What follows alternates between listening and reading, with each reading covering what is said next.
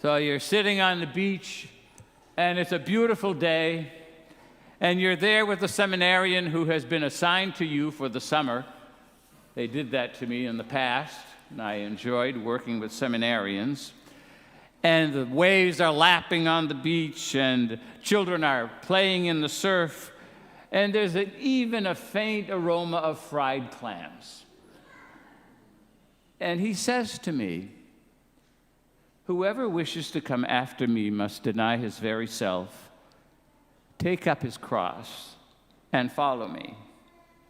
And I'm saying, where is he coming from? And in those days, seminarians were assigned to preach as practice sermons in the summertime. And this was the gospel that he had to preach the next weekend. And this was the gospel he's reflecting on at the beach. And he says to me, "Now, what would you say?" A little while later, though, the gospel came to life. This gospel, it's a harsh one, but it always comes to life.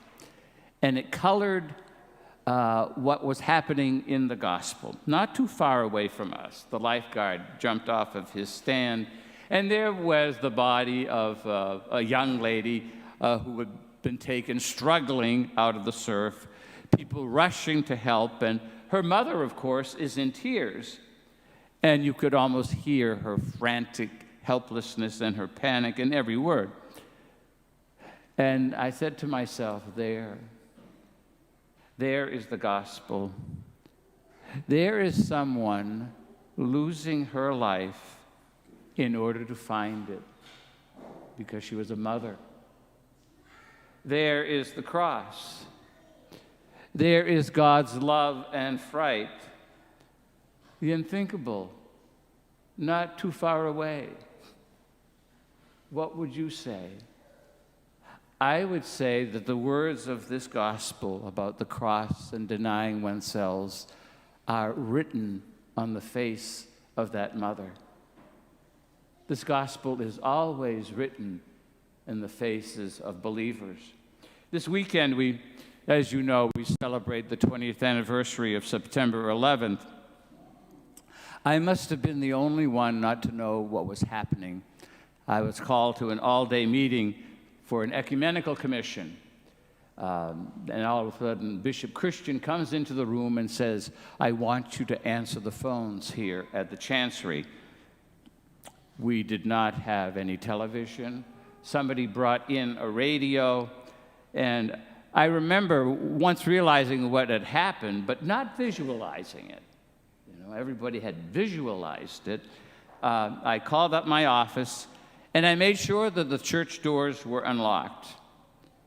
At the end of the day, again, just listening to things, I entered into the church, and the church was full of people. And there they were. Whoever wishes to save his life will lose it. So I sat there. And then next to me, there was a man with his little boy. For whatever reason, I will always associate September 11th with that man who was visibly shaken, in tears, and who was talking about the Twin Towers. And his look seared in my memory. I've even forgotten his name, but not the face. And he says, "What do I tell my little boy?" You see? And Jesus, whispering his words of finding life in the midst of loss, was a way of reassurance. Again, this gospel about cross and denying oneself and losing one's life was all over that young man's face, you see. So what do you do on ordinary days? Oh, there's somebody on the beach. And of course, September 11th, those are not ordinary days. Remember that Peter goes up to Jesus and rebukes him. Think about that. Jesus, I'm taking you aside. I got a few words to say to you. Our Lord takes him aside and rebukes him and says, "You Satan, Peter, why because Peter could not accept the words of his suffering. Peter didn't want to accept the fact that Jesus was going to go through death in order to find life. He probably had a lot of questions, but Peter could not accept that, and Jesus rebukes him. And then he says one line. He says, Peter, you know what's happening in your life? You're thinking like a human being. I want you to think like God. You are thinking not as God does, but as human beings do. And I think that that's how we carry this gospel with us in ordinary times. For instance, you're going through a hard time, whatever it is. There's a problem, there's a hardship, and you don't want to hear it. You want to let everything go away. You're putting it under the carpet. You don't want your plans derailed. You don't want to face a situation that forces you from your comfortable life. And so there's the hardship, and you ignore it, you sweep it under the rug, you try to minimize the problem with assurances. It's nothing, everything's going to be fine. That's how human beings think. But if you think like God, your concern shifts immediately to how others are affected by this situation that you want nothing to do with. You have a son, a daughter, in their teens, and she stopped talking. He stopped talking. Eerily quiet for some time. Oh, there's moodiness there for sure, disengagement for sure on the part of this teen. And you say to yourself, well, typical, snap out of it. Grow up. That's how human beings think. How does God think? You patiently sit down if you can and ask if everything's all right. And then you might listen with empathy. A friend's got terrible news, happens all the time, and you don't know what to say. And you don't know what to do. And you're frustrated because you're afraid you're going to say the wrong thing and you're going to make matters worse. And you say, I'm not a counselor. I'm not a doctor. Let them go find help. That's the way humans think. But if you think like God, you get over your fear. You might call, you might write, you might offer something, you see. A simple task might ease the burden, and you don't need to be a counselor or a doctor. That's the way that God thinks. And then you say to yourself, those things happen to other families, but not ours. Other people are going to get sick, not me, I'm in good shape. Lots of couples go through difficult times, we're solid. These are hard economic times, but we're smart with our money.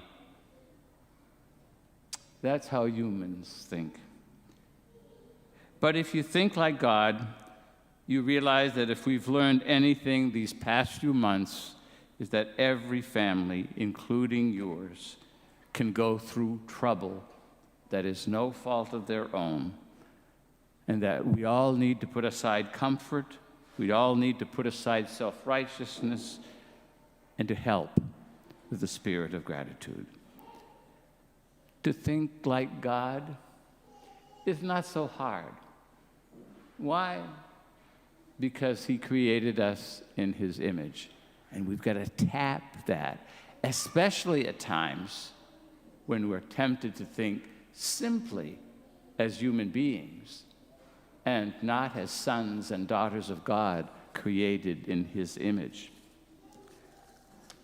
I'd like to conclude this morning with the prayer that Pope Benedict recited at Ground Zero. And as a way of prayer, and I find that 20 years later, prayer still has an essential part in our lives in dealing with things that are very, very difficult and that we have a hard time understanding. O God of love and compassion and healing, look on us. We keep in our minds the scene of unspeakable violence. We ask you to give eternal light and peace to all who have died here. The heroic first responders, the firefighters, people that are running into a place where people are running away, police officers, emergency workers, personnel, and all of the innocent men and women who were victims of this tragedy simply because they were at work. We ask you, O God, in your compassion, to bring healing to those who continue to suffer from injuries and illness. Heal the pain of still grieving families and all who have lost loved ones in this tragedy. Give them the strength to continue their lives with hope. We are mindful as well of those who suffered death and injury and loss of the Pentagon and of Shanksville. And our hearts are one with theirs as our prayer embraces their pain. God of peace, bring your peace to our violent world, peace in the hearts of all men and women. Turn to your way of love those whose hearts and minds are consumed with hatred and who justify killing in the name of religion. O God of understanding, overwhelmed by this tragedy, we seek your light and guidance as we confront these events. Grant that those whose lives were spared may live so that the lives lost here may not have been lost in vain. Comfort us, console us, strengthen us in hope, give us wisdom and courage to work for a world where true peace and love exists between nations and all people. They're beautiful words that Pope Benedict recited at that site. What strikes me on this day is that they mean as much today, now, as they did 20 years ago. Such is the power of memory, and such is the power of hope that we all have within our hearts.